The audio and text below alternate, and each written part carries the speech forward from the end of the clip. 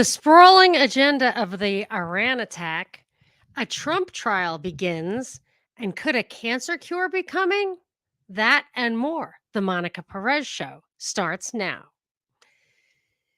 If you're listening live, you know I'm at your favorite video platform every Tuesday and Thursday, 2 o'clock Pacific, 5 o'clock Eastern, with these real newsreels. And we will just get right on with the show. The first big story is since the last time we spoke, is that I think the last time we spoke, we talked about Israel being the likely culprit in a hit on an embassy in Syria. It was Iran's embassy. It killed, I think, 7 Iranian military guys, including 2 generals. And now the expected retaliation has come, and Iran showered hundreds of projectiles onto Israel over the weekend. Basically, none of them got through. I think one person was injured. No one was killed. A very unexpected story. And of course, I don't think anything is what you see is what you get. So let's figure out what's really going on. I mean, first of all, I consider this all a stage, a play. I'm not saying people don't get hurt and stuff doesn't get blown up. I absolutely know that. It's a very deadly game they're playing. But I do think it's a game. And one of the things that I had realized in an aha moment a little more than 4 years ago, and at the time I was like, this sounds crazy. It can't be true, but look at this. And what it was, I retweeted a tweet from then just today. And the tweet that I sent out today was, the death of Soleimani 4 years ago made it clear to me Iran was controlled opposition, and Soleimani was likely not on board with that. The plain psyop justifying leaving his death unavenged clinched it. Now we see Iran enter stage right in what is truly a theater of war. So, and I included in that a tweet from January 2020 where I, had that aha moment. And what I mean is that, so millions of people seem to have turned out for Soleimani's funeral. We killed him, which is crazy act of war. And the expectation was that Iran had to retaliate. Now that I think back, I believe Soleimani, and I remember Pete Q told me like he was truly beloved by the people. And I remember thinking he was beloved by the people. I'm beginning to think Iran is controlled opposition. How does that work? Well, maybe we took that guy out for them, or because he wasn't on board, which is why the people loved him. So then I wondered where the retaliation was coming in. And the Iranian government was saved from the obligation to do that by a really, really fishy accident or attack or whatever, where a plane on their runway was accidentally hit by a missile. It was full of like Ukrainians and Canadians and just nationalities that I would think if you were going to have cooperators with a PSYOP, they would be them. And because of that, they were so shamed that they couldn't retaliate for the Soleimani thing, which was a massive act of war, as is this thing that happened in Syria. Now, Israel has not taken credit for that, and I'm wondering if we've got another shoe to drop on that one. I'll get into the whole thing as we go on. But now I'm totally convinced that Iran is, I don't know if you want to call it controlled opposition or what. And because I always wondered also, what beef does Iran have with Israel? Just this undying love for Palestinians, this just heartbreaking love for, they're not even affected by, well, I don't know about this, but they're not close to there. So I would assume that refugees flooding out of Palestine would be going to neighboring places, and maybe always have been. I don't think Iran is particularly affected by that. And it's always described as an Islamic country. And yes, but a lot of Iranians think they're Zoroastrian, or at least maybe those are the ones who get out, like the ones that I know. I don't know. But, the whole thing seems weird. And so I thought, if they are going to be controlled opposition, why would it be them? And my thinking was, because it's far away. It's not even an Arab country. So you could really, if you were going to have a war from one side to the other, it kind of encompasses the entire Middle East. it's just an idea that maybe that's what's going on there. And then when I heard Israel's reaction, so I've read like at least 10 articles on different subjects pertaining to this Iran strike and Israel's reaction and all the things. So I have like 5 possible agenda items for this thing happening the way it did. But the kind of punchline on one of them is there was many, many articles over the past several days, like how will Israel respond because the other Arab countries and the United States came to their rescue. They're a lot more compliant with our wishes. They're not going to step out of line like they had been. And I highlighted a, I don't even know why I highlighted this, but it just kept coming up like this same language. It said Israel intends to punish Tehran for the drone and missile barrage that represented Iran's first ever direct attack on its territory, Israeli officials said, but it faces a difficult challenge of finding a way of doing so that avoids further escalation, preserves the partnership that helped fend off the assault, and doesn't derail its war aims in Gaza. So I'm thinking that so it was up in the air how they were going to respond. Then it comes out just before I went to air. It was not in my newspaper this morning. They are probably going to not hit Iran, but hit some of its proxies closer to home. Now, that just bothers me for a couple of reasons. That's always bothered me because there's a difference between allies and proxies, and they never offer definitive proof. There's no international court, open court with evidence of what, defining a proxy. What is a proxy? There aren't declarations of war saying that these people deserve to be bombed or whatever. But that satisfies my mind in a couple of ways because they get to do what they want, which is actually operate closer to home. Like if you look at maybe Israel's expansionist goals, like that Oded Yinon plan, I don't think Iran is in it. It might be, but I don't think so. But I think like Syria, Lebanon, Jordan, they're in there. And I assume that's what they're saying. Yemen now is, they say is an Iran proxy. And so Yemen and Syria are attacked for their strategic reasons that other people like Saudi Arabia attacks Yemen and Syria, we've been all over them and blah, blah, blah. So it's reasonable for them to make an alliance with a non-aligned country. I mean, not one that is actually, our puppet, but maybe they don't know that. So, I mean, there's a difference between an ally for a defensive reason and a proxy with offensive goals. So, but regardless, this is an excuse for that. I think they are using this for an excuse, which completely validates my thinking of the role that Iran is playing. And so it allows the expansiveness of these operations, allows them to expand. It's already said in the newspaper that Iran is now operating in like 4 theaters, and they conflate like geographic areas with political entities, with terrorist entities, with everything. So they're like Hamas, Hezbollah, West Bank, and now Iran. So that's what they're considering their theater of war. But if once you include Iran, that really expands it.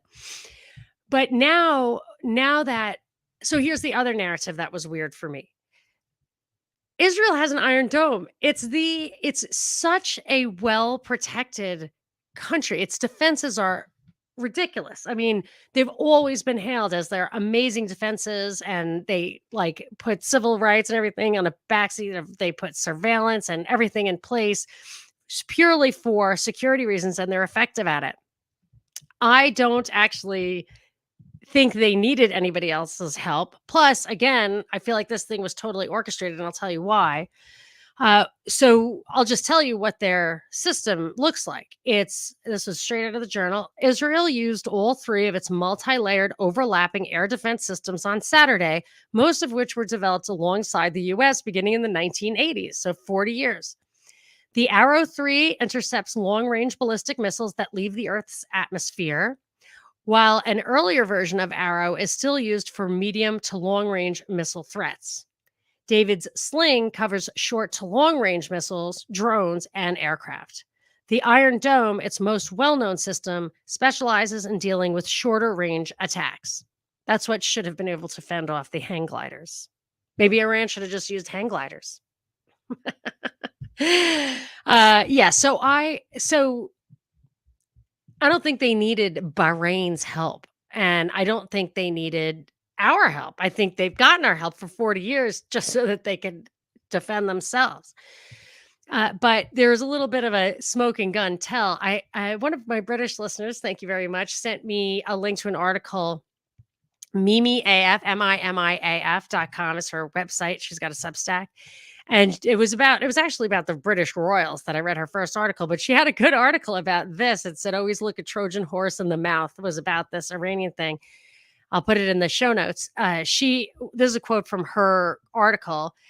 She said, as a native Israeli, highly skeptical of his government, said on Twitter in the aftermath of the Iranian assault, I don't think anyone got hurt or injured in Israel. I think there was like one person got injured. I actually think there was a big media propaganda to instill fear in people. I'm not saying the attack didn't happen, but last night, the entire Middle East, including Israel, Jordan, Egypt, Syria, Lebanon, and Iraq, shut down their airspace. And guess what? This morning, they all reopened it again. If Israel did not know that there were no more attacks, they would never have opened the airspace. I don't know about you, but it seems like a big show, a circus, a clown effing world. So that happened with the Benghazi thing too. It's like, well, I think the Panetta, I think was the defense secretary or whatever, when asked why he didn't send help, he said, well, the attack would have been over by the time it got there. I mean, that's not why you don't send help. That's what you say in retrospect. Well, it would have helped anyway. You don't say, well, that's why. Because I had the clock in front of me and I saw that by the time. No, these things are not funny at all. I mean, you got to laugh because they're ridiculous, but they're only ridiculous if you actually dig in a little bit. So let's keep digging in. So, it is being used to justify these alliances and our involvement over there. And of course, our funding. That's the first order of business. So we've been having a terrible time, our lawmakers, on agreeing to whatever it is, $100 billion, whatever the latest is of this package that our effing tax money, it's I don't know. Like, do we have to go to hell because we can't stop them from stealing our money and using it to kill people? Like, it really drives me crazy. And I think if I were a standalone person and not, member of a family, if I were a sole decision maker, I mean, I would not be able to sleep at night doing anything but being a tax protester. So the package was for Ukraine, Taiwan, Israel, and one other thing. Oh, I think maybe it's the Retro Act. Is that it? To seize corrupt Russian oligarchs' assets. That's something else they want to spend the money on. Okay, so they want to spend the money on sending this, especially the Taiwan thing. I don't want to address right now, and I think they're actually going to pull this thing apart. So the Senate passed a bill to spend all this money on those regions, and Johnson, the head of the Congress, whatever, Speaker of the House, said he thinks under tremendous pressure from left and right to get money to Israel to replenish their depleted defenses. I think we're going to split this up. We'll still get the Ukraine thing done. But we'll get the Israel thing done right now because this is our obligation. I don't understand why it's our obligation, except for the fact that we provoked these wars. But the funding bill had stalled. And now, I mean, I can read you some quotes. Iran's attack injected new urgency into Congress's attempt to shore up Israel's defenses. Many Republican and Democrat lawmakers lined up squarely behind Israel, pledging immediate support. Yeah. Now, Biden, apparently, his PR woman said he's not gonna go for a split up bill, but I'm sure, I have a hunch the money will get where they want it to go. So, yeah, Schumer says the best way to help Israel rebuild its defenses is to pass this bill immediately.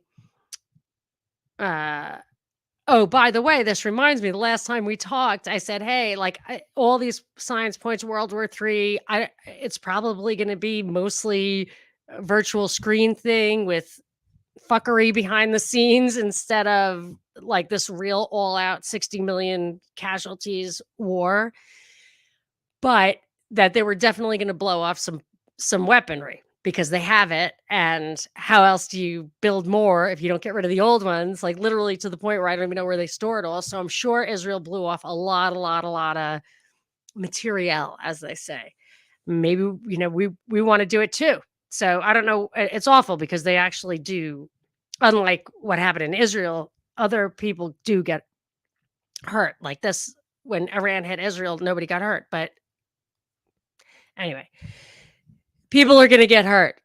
Another quote: the Intelligence Committee Chair, Ohio Rep. Mike Turner said, "I think it will have these bills will have overwhelming support both of the Ukraine and Israel." Both the Ukraine, Israel, and Asia packages, not just because of what's happened with Iran escalating the conflict in the Middle East in response to their embassy getting hit, but whatever. But because these are allies that need and deserve our support. Again, allies are legitimate allies who deserve your support, are ones who could help you in defense against your enemies. And I want to understand how Ukraine and maybe Israel is doing anything but causing us problems, creating the possibility of us to be involved in wars that are thousands of miles away. Oh, and by the way, that Repo Act, Trump says that he wants to use Russian oligarch assets to fund the Ukraine war. And this is just like the proxy thing. Whoever it was that said corrupt Russian oligarch assets, I forget who I heard on the radio saying that, some congressman. Corrupt Russian oligarch assets, we're gonna seize them? Are these people getting a trial? Are they any more corrupt than the rest of these people? But that's just a different story altogether. But yes, it's a thing like the proxy. Without process, without evidence, without really an open trial, more or less, you can't steal or kill. It's not okay. Here's like a more deeper thing is that so I've been thinking of like there's such a surge in anti-Israel sentiments, just open Israel bashing.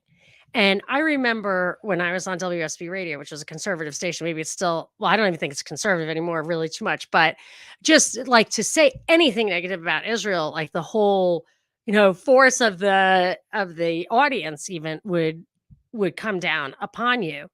And now, I mean, it's just unleashed to the point where it's almost expected. And I was thinking, this can't be the long-term plan. Israel has a lot of allies here, political, media, academic. Like this just cannot be the long-term plan because I think everything's controlled. So I don't believe that these things just emerge organically in a zeitgeist sweeps because of the control of the media. It could have absolutely ignored all the pro-Palestinian protests, but I've said from the beginning, why are they getting so much oxygen? So you could say, well, you can use victimhood status, anti-Semitism or racism or whatever, transphobia or whatever. You can definitely leverage victimhood status. That is possible. But if these anti-Israeli sentiments are based on this war, how are they on the atrocities in Gaza? How are they going to regain the moral high ground? And I kept wondering, like, how are they going to justify what they are doing in Gaza? And I know some people think that October 7th attack is justification for this, even though it's grossly disproportional. But again, I think everything's a false flag. So I don't think of it that way. But the they aren't going to go and justify the Gaza thing. They have already begun to use the Iran attack as just a like a layer of victimhood on top. So kind of just bury the other stuff, and this restores that kind of moral high ground because victims are heroes, you know. So, but this isn't just me making it up. This is right out of the journal. It says Iran did what no other political actor could do, changing the narrative around Israel from bully to victim and rallying the sensible international center to Israel's side. In doing so, they gave Biden a temporary gift and some breathing space to find a longer term solution to the Gaza war. So that's it. That's what I was thinking. And that's it in a nutshell right there. I actually might have to read that again. Iran, and I can't see who it was. This was in an article. I don't know who's saying this. Israel had created enormous political trouble for Biden. Then Iran attacked. That's the name of the article in the journal. Iran did what no other political actor could do, changing the narrative around Israel from bully to victim and rallying the sensible international center to Israel's side. In doing so, they gave Biden a temporary gift and some breathing space to find a longer-term solution to the Gaza war.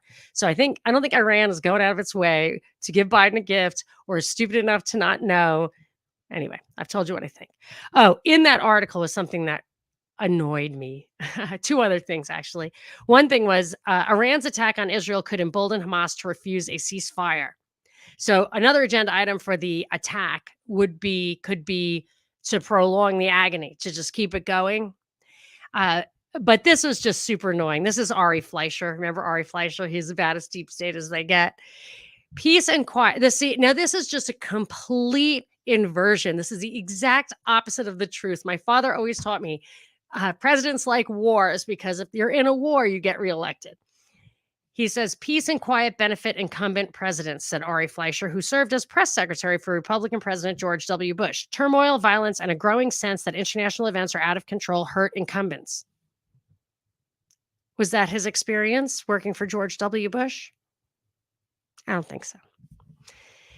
So let's see what else. I think also another thing that it did was it restored faith in the relationship with Israel, because now that we came to their rescue, they are like not just popping off and retaliating. They're waiting to powwow with us and their Arab allies. And, because for a while there, they were kind of going rogue and we were telling them to do one thing and they weren't doing it. But I think we got them back in line now because we proved we're an invaluable blah, blah, blah. Let's see. So one other thing, there was an article. I didn't care about that headline. Germany urges China to press Ukraine talks, but there were two little tidbits in there that I thought were interesting. A negotiated end to the Ukraine conflict, now in its third year, is unlikely in the near term. Kiev has said it would accept nothing short of a complete Russian withdrawal and reparations. Moscow says it expects to keep large chunks of Ukrainian territory that its armed forces now occupy. It's funny because I don't know if you ever heard of Tejas in Donbass. It's an American guy who went like in 2014 to go fight with them. And he used to make reports that you could find on YouTube. I think they might have been discontinued, interfered with.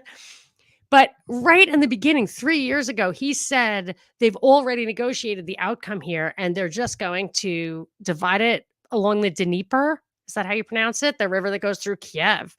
And the East goes to Russia and the West goes to the US. And maybe if it turns out that way, I'm going to definitely give that guy a hat tip.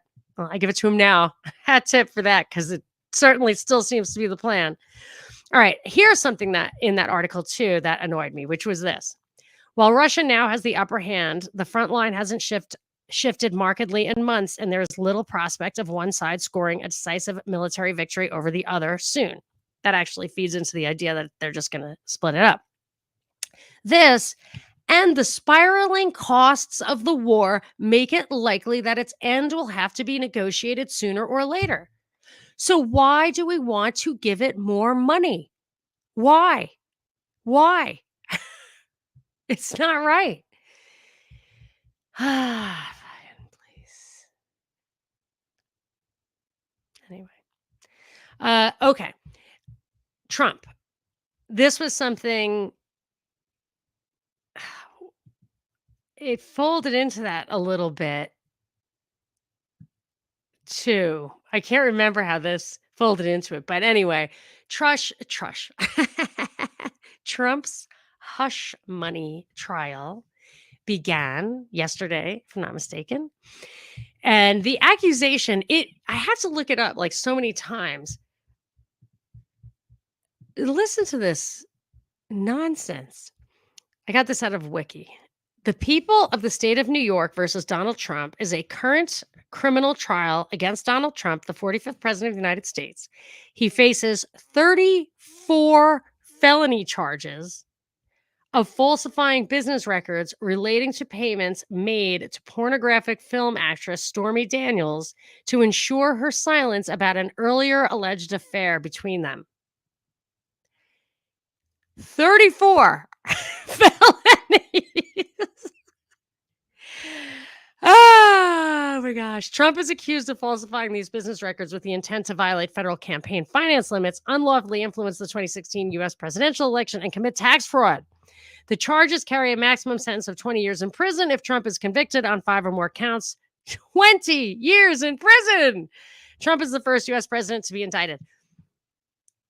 Okay, a couple of things.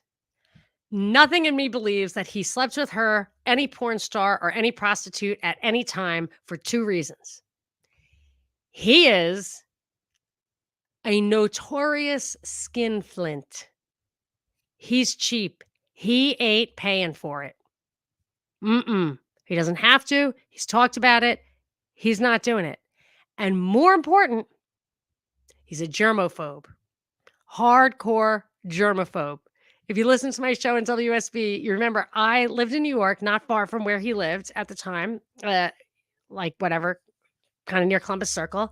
So I was at what was like a Korean Mart, whatever, like the little grocery store. And he was there with some super giant bodyguards. And not that he wouldn't have done this anyway, but it like totally fed into the stories I heard of how he would just point at women in the audience of like whatever baseball game and have his guys go proposition them for him. And then also they didn't like to touch things because he was a germaphobe, because he walked through the store and he was pointing at the different bags of chips that he wanted. And these big giant bodyguards were gathering up his snacks and bringing him to the counter. But so regardless, that is not proof that he is a skinflint germaphobe. However, I think he is. And I think Bill O'Reilly used to say that. They used to go get milkshakes at the whatever game because he doesn't drink, and he'd never pay, even though he was the billionaire, supposedly. I don't think he was a billionaire at the time. Okay, so there's that. Also, this guy doesn't care what you think. He was a philanderer. He has 6 children by 3 wives. Isn't that him? Isn't he? Doesn't he have 6 children? 3, 4, 5, at least 5 children by 3 wives.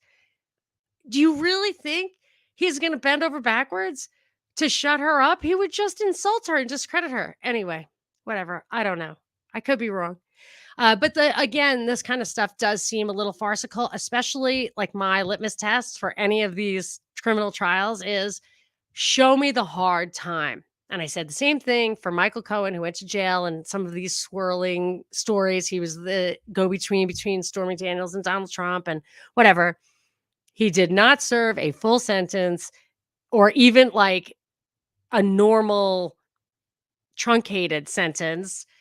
He got out early. I mean, it was probably Kush where he was. I don't know. Anyway, but here is an interesting question. What would happen if he were in jail while he was president? Would the VP be the president, the de facto president? Is that how it would work? It's unknown at this time. I think it's unknown. Well, it's certainly unprecedented. So that makes me wonder who's going to be the VP. And the last I heard, people who were in the running were Tim Scott, Kristi Noem, Byron Donalds, Elise Stefanik, Tulsi Gabbard, JD Vance. I don't know. I don't know. Christy Nome has those guns, so maybe they want like a good looking chick. Elise Stefanik, I wouldn't be surprised. I think she's from New York. I'm gonna say it's gonna be her. Um, yeah. I don't know. There's an article today that the jury pool is all Democrats. Anyway, let's see what else we got. What else did I promise talking about? Oh, well, let's do some comments and then we'll get to some more stories. Okay, what do we got here?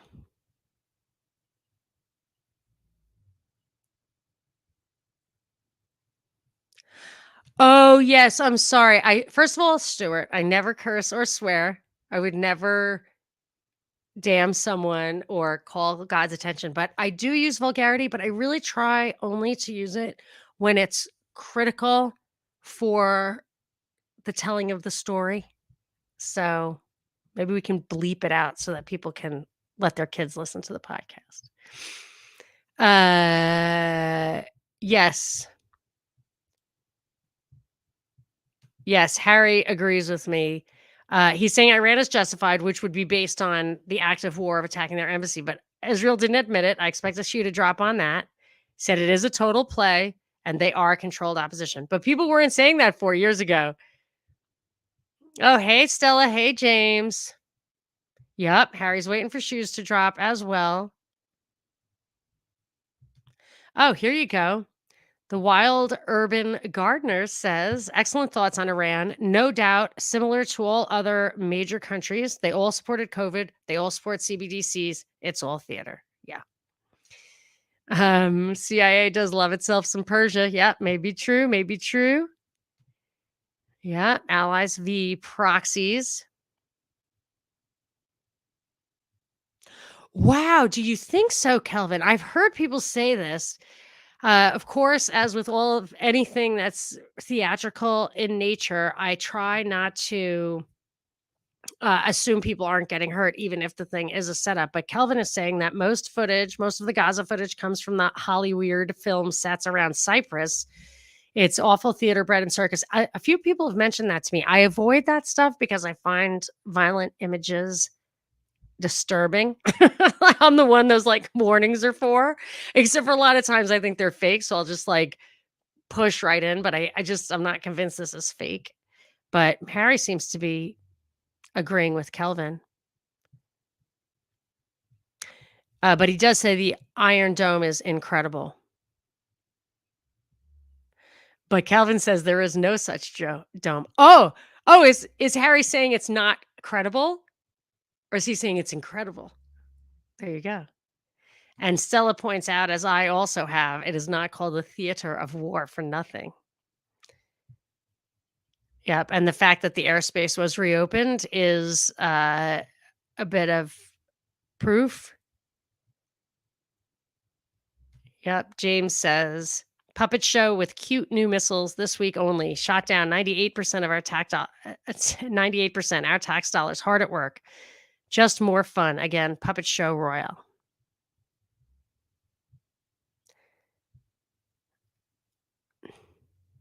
Yep, they're pumping money out to launder it. I agree with that, especially Ukraine. Not just launder it, but get it. Yeah, I mean, get it to where it needs to be. Yes, agreed.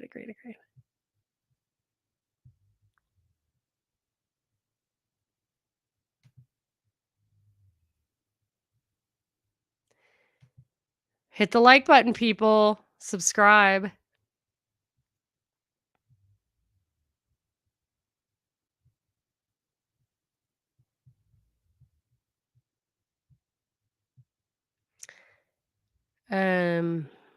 Okay.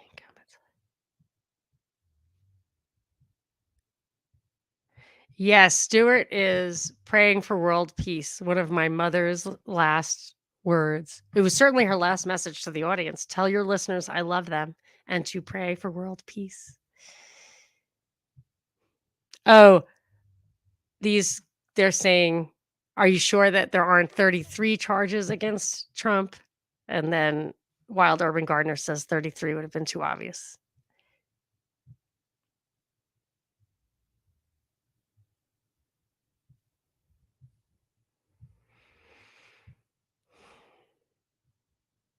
All right, sorry for this delay, people. I'm reading the comments. So maybe I'll enlist one of you to administer and flag the comments for me so I can just read them straight through. But luckily, my trusty producer, Bobby, will cut this all out for the podcast listeners. Oh, is that a fact? Stefanik is not well liked, not even among New York Republicans. But what does he care? You know what I'm saying? Oh, okay. I wasn't the one getting the don't curse. Mark Stewart said he was talking to Harry. I'll tell you. I'll get to this story. Yeah, the Iron Dome works well, except for against hang gliders. Oh, Stella, you're here. She says, I've definitely noticed the footage with silicone bodies and babies. I hope so. I hope it's fake. Stella, I was looking at the 2 stabbings in Australia, back-to-back stabbings, and the one in the mall, that looked staged. I mean, I'm sorry, but what do you think? I wanted to talk about that. Let's just talk about that right now. Oh, I did not see the G. Edward Griffin thing yet, although it is still open in one of my tabs. Thank you, though. Thank you. I will get to it. I have to get to it. So the Australia story is this, and then I'll tell you. What the people who are here now probably heard the thing about cancer, but so there were knife attacks in a mall near Bondi Beach. Looks like Bondi Beach, but I think it's Bondi Beach. It's a Westfield mall. I guess that's an international company. Stabbings of, and there were also stabbings of the clergy on an altar in a Christian Assyrian church, which also looked not real to me. And okay, so the first one was guy runs in, 40-year-old mentally ill guy runs into a mall, stabs people, kills 5 women and 1 man, and injures 12 other people. Kills. I believe George Harrison was stabbed 40 times and was not killed. I'm just saying, to kill 6 people stabbing in a public place is not credible for me to believe. I just don't believe it. And then so I went to look at the video, which I do normally avoid, especially if I think it's real, but I didn't think it was real. So when I saw it, it didn't look real to me. Now, I don't, I'm sorry if I offend people. Let me know what you think.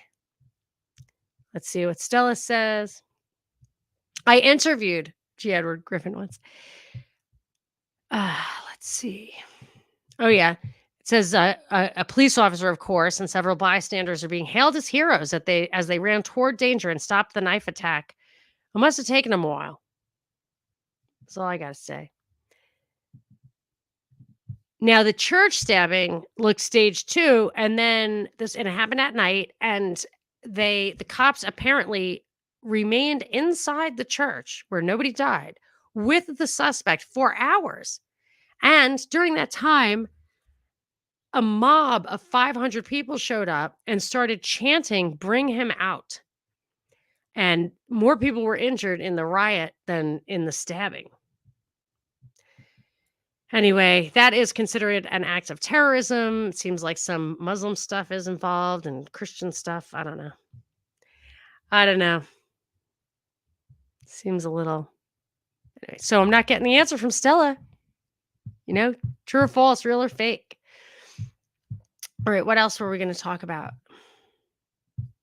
Oh, I was going to tell you about the ivermectin thing.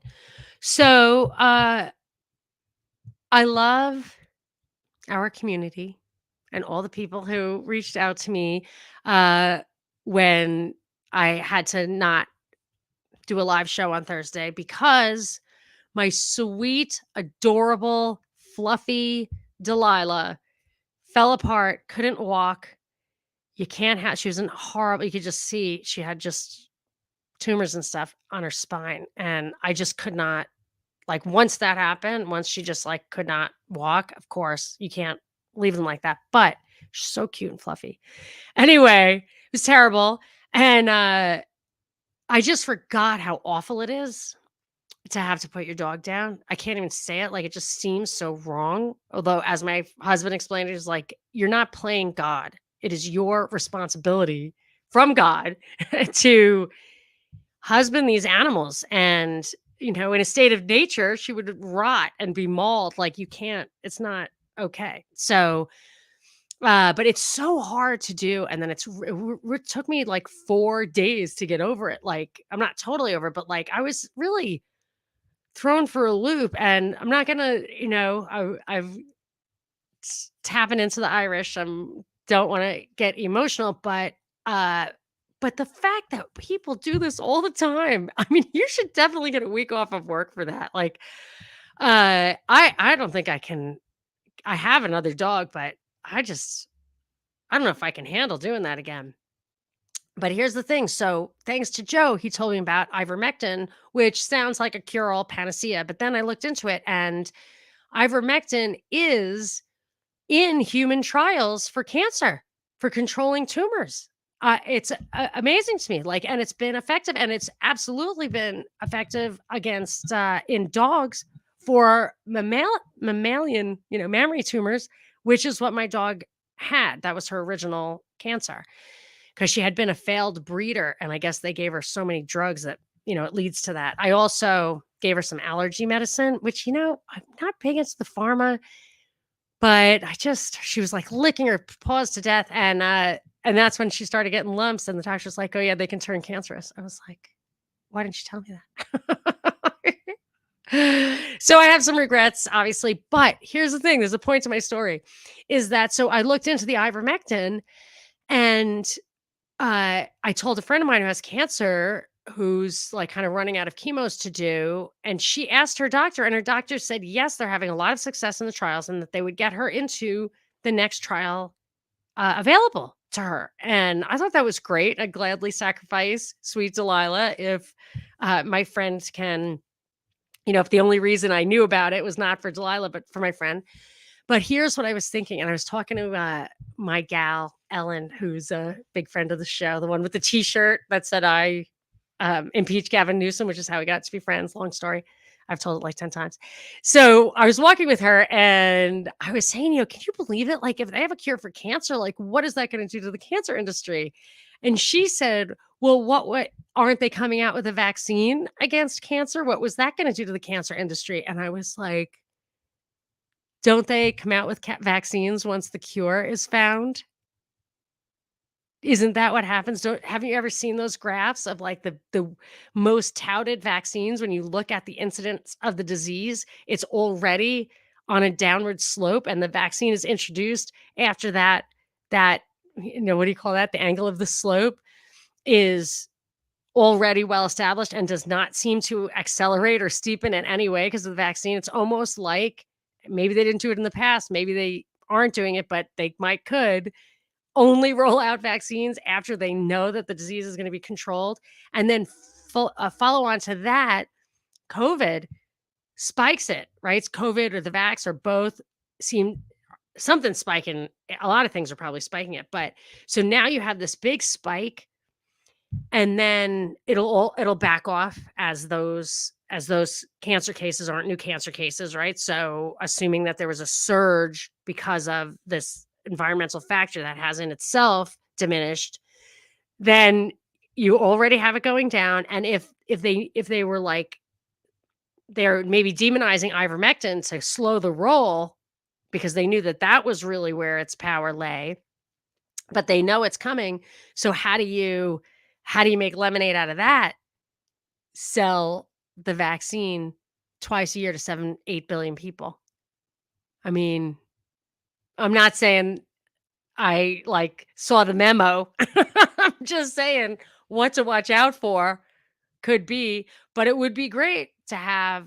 I mean, I wouldn't go near an mRNA vaccine with a 10-foot pole, but you know what? This show is going to get taken down. Damn it. So, but it would be great if the ivermectin worked, and this is a real regret. I didn't realize if you buy the horse one, you can buy it on Chewy, CHEWY. Like, you don't need a prescription for it if you buy it like in that nasty. I mean, it seems difficult to manage the dosing, but I could have done it for my dog if I had caught it in time, but it was just way too late, it seemed. So I thought that was interesting. Let's see. Okay, so it's about time. I guess I'm going to have to table a few of these other stories. Nothing so exciting anyway. But I do have an interesting clip for you, which I had played on the radio like probably 10 years ago. Did not make me very popular on that station. Uh, but now, I mean, I've seen it make the rounds, like the world, like the atmosphere is so different now. But I want to the clip really speaks for itself. I will tell you who this person is, and then I'll let you listen away. Okay, this person is Patrick Lyle Clausen. He's an American economist and Middle East scholar.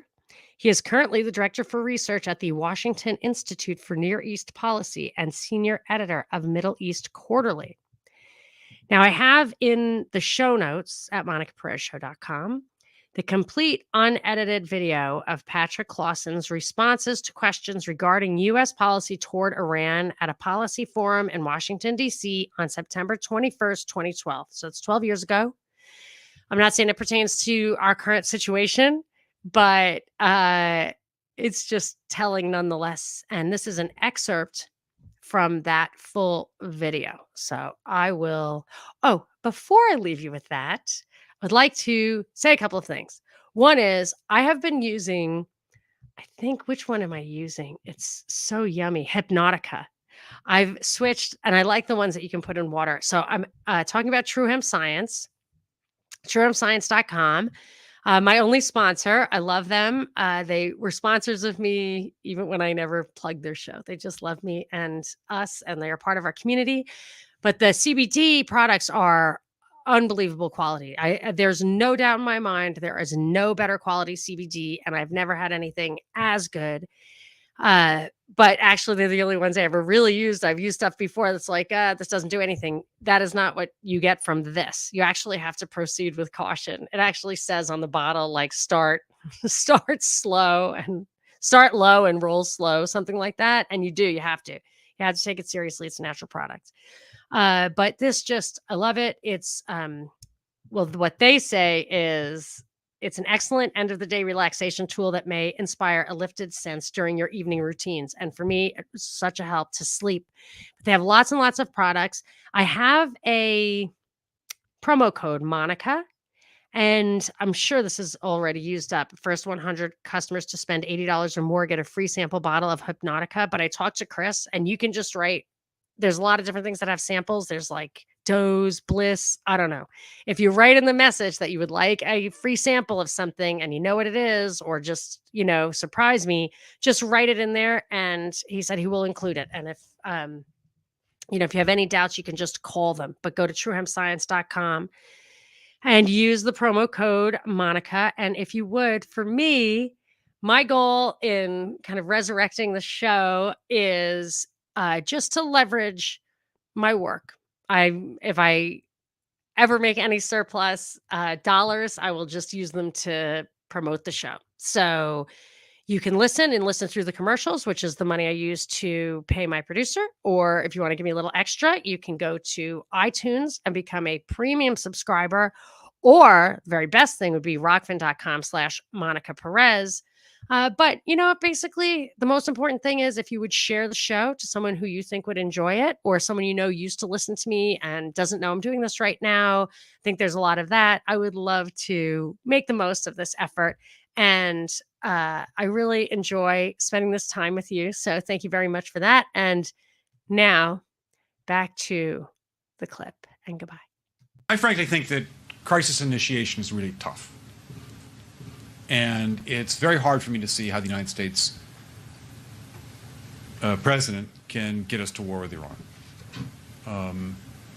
Which leads me to conclude that if, in fact, compromise is not coming, that the traditional way of America gets to war is what would be best for U.S. interests. Some people might think that Mr. Roosevelt wanted to get us into World War II, as David mentioned. You may recall we had to wait for Pearl Harbor. Some people might think Mr. Wilson wanted to get us into World War I.